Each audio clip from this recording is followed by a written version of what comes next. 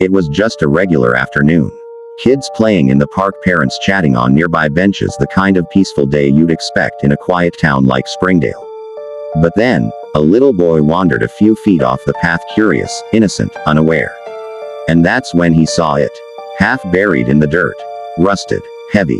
He picked it up with both hands and froze. His mom screamed when she realized what he was holding. It wasn't a toy. It wasn't trash. It was a gun, and not just any gun. It was the missing murder weapon police had been searching for over 18 months. A gun that had been used to kill a local teacher in broad daylight, then vanished without a trace. So how did it end up in a park? Why was it just lying there, steps away from where children played?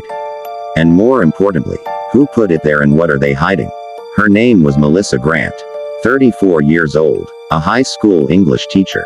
Loved by her students, respected by her colleagues, known for her kindness and calm presence. Melissa wasn't the type to make enemies. She volunteered at the local library, ran a weekly book club, and took care of her sick mother on weekends. In every way, she was what people described as good to the core.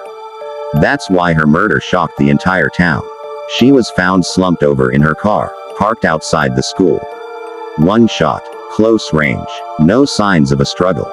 It happened in broad daylight sometime between 2:15 and 2:30 p.m. Security cameras nearby, glitched. Witnesses, none. Weapon, gone. Police were left with no leads, no motive, and no clue how a woman so beloved could be the center of such a violent act. Until the weapon resurfaced 18 months later in the hands of a 6-year-old boy in a public park. Detectives were stumped from day one. There was no forced entry into Melissa's car. No fingerprints. No DNA. The bullet, .38 caliber. Common. No serial match. And the murder weapon, nowhere to be found. They canvassed the school, interviewed faculty, spoke to her students. No one saw anything unusual. The most chilling detail, Melissa's planner was still open on the passenger seat, with a note written in her handwriting. "He's coming again today. Don't panic." Who was he? No one seemed to know. There was no stalker on record, no history of threats. Her phone was wiped clean the day before the murder. Security footage showed a glitch at exactly 2:22 p.m., the time of the attack. It felt almost intentional. Police followed every dead-end lead. Anonymous tips came in, but nothing solid. After 6 months, the case went cold. Until the call came from a playground 12 miles away. A child had found something hidden beneath the slide. Something that would break the case open. It was just another quiet afternoon. A mother brought her 2 kids to Lincoln Park, a neighborhood playground mostly used by young families. While one of the kids was climbing the slide, the younger one wandered off and began digging in the mulch beneath a shaded bench. That's when he found it. Wrapped in a torn black hoodie, tied with string and partly buried under wet leaves. A revolver. The mother called the police immediately. Forensics rushed in, and when they saw the weapon, jaws dropped. It matched the caliber used in Melissa's murder. Serial number. Filed off. But there was something else. Inside the hoodie was a name tag, cracked, water damaged, but still readable. Property of J.T. Liberty School maintenance. Investigators were stunned. Liberty School was where Melissa had taught. And J.T. That led them directly to James Trammell, a part-time janitor who had vanished the week Melissa was killed. Police had interviewed him once back then. He seemed cooperative, said he barely knew Melissa. But now, he was nowhere to be found. And the discovery of that hoodie meant only one thing. The killer had been hiding in plain sight. The moment James Trammell's name surfaced again, the case exploded back into motion. Authorities issued a statewide alert. His last known address, vacant. No new phone number. No social media. It was like he had disappeared off the face of the earth. But then, a tip came in. A gas station clerk just outside Chicago remembered seeing someone matching James's description: scruffy beard, heavy jacket, limping slightly, buying food and asking about bus schedules heading west. Security footage confirmed. It was him. The FBI joined the search. Billboards went up. Photos were released. News stations broadcast his face. Days turned into weeks. Then a break. A motel manager in Des Moines, Iowa, reported a guest who had checked in with a fake name, Jim Talley, and vanished without checking out. Room 6 was abandoned. Inside, a fast food bag, a discarded phone battery, and a crumpled newspaper featuring Melissa's story on the front page. No fingerprints. But investigators believed they were one step behind. And every delay gave Trammell more time to slip further away. The question was he running because he was scared or because he had more to hide? For weeks, investigators could only speculate. Why would James Trammell murder Melissa? They weren't lovers, not family, not even close friends. But then, detectives dug deeper into Melissa's work life. Turns out, she wasn't just a quiet data analyst at a tech firm like everyone thought.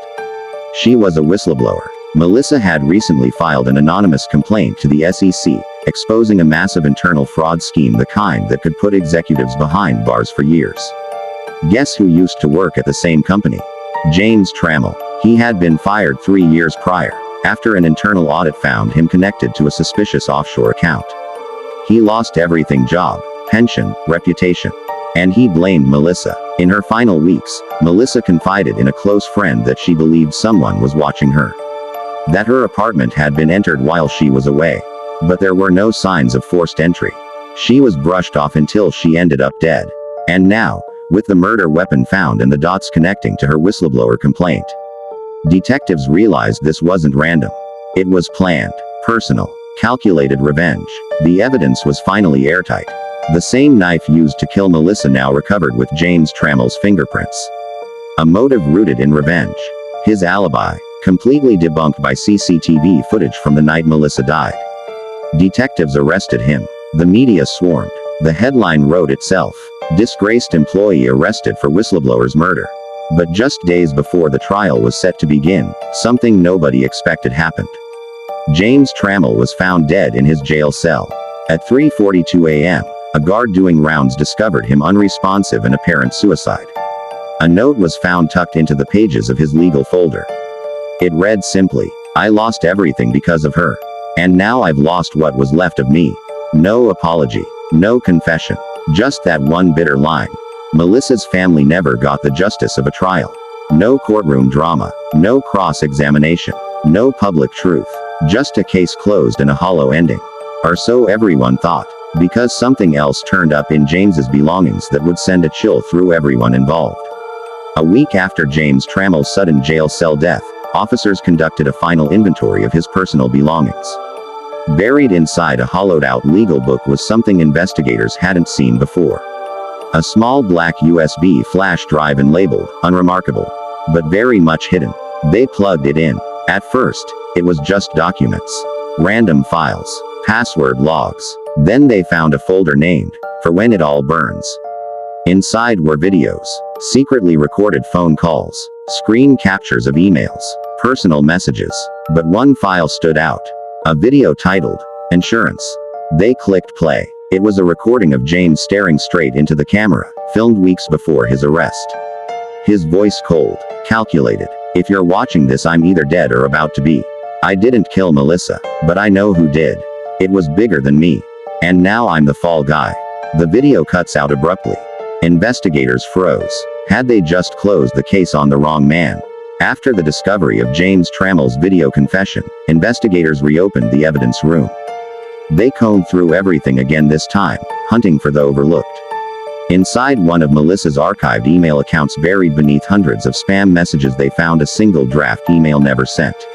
Its subject line: "If I disappear, ask Chris about it." There was no body in the "to" field. No message in the body. Just those words. Chris. The only Chris in Melissa's life was Chris Daly, her coworker, and according to a few witnesses, someone who had an unhealthy obsession with her. He was charming, friendly, even helpful during the first round of police questioning. But now they pulled his phone records. The day after Melissa went missing, Chris's phone pinged near the exact park where the child later found the knife. He told police he hadn't been there in months. Caught in a lie. More. Surveillance footage from a nearby hardware store showed him purchasing a set of carving knives. The exact brand used in the murder. When police arrived at his home with a warrant, they found a burned fire pit still warm, and scraps of what looked like blood-stained clothing in the ashes. Chris Daly was arrested that night. He didn't say a word. With Chris Daly in custody and enough circumstantial evidence piling up, the case seemed closed. But one thing still didn't sit right with the lead detective. Why would someone as calculated as Chris dispose of the knife in a public park then burn the clothes in his own backyard? It felt sloppy, almost too convenient. Then came the twist. Forensic testing of the burned clothing scraps revealed something unexpected. The blood wasn't Melissa's. It belonged to Chris Daly. That's when investigators looked deeper into the confession video James Trammell had recorded earlier. Frame by frame, a reflection in the mirror behind him revealed something chilling. Chris was in the room with him. The entire confession. Staged. Forced. Chris had coerced James into taking the blame. Probably with threats. Maybe with violence. James wasn't just a friend, he was a pawn. And while Chris burned his own clothes to throw off investigators, he planted the knife in the park hoping a child or dog would find it and trigger a fresh investigation that pointed away from him. Chris Daly was later charged not only with first-degree murder, but also with tampering with evidence, witness coercion, and obstruction of justice. He's now serving life without parole. And James Trammell, he was released but he's never spoken to the media since. If Chris hadn't planted that knife in the park, do you think this case would have ever been solved? Let us know your thoughts in the comments.